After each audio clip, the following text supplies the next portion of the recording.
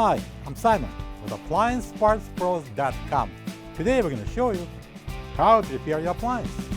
Are you ready? Remember, anytime you work on your appliance, make sure it's unplugged or the circuit breakers are off so there's no chance of electrocution. In this video, we'll show you how to replace the refrigerator shelf in a GE refrigerator.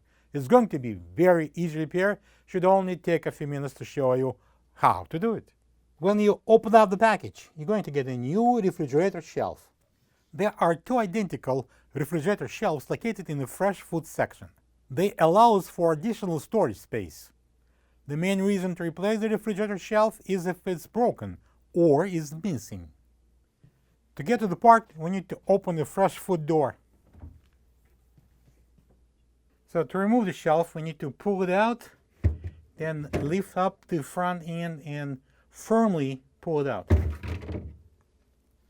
This is the old refrigerator shelf next to the new one. If you don't have this part, you can get it from AppliancePartsPros.com. To install the new shelf, we're going to place it onto the rails, push it in, and then when it stops, we need to force it slightly in. Next, I would like to take out this couple of stickers. They were put in purpose so you wouldn't walk through that shelf without even seeing the glass. And now, when we're done, we can close the door. Plug the fridge back in and make sure it's cooling.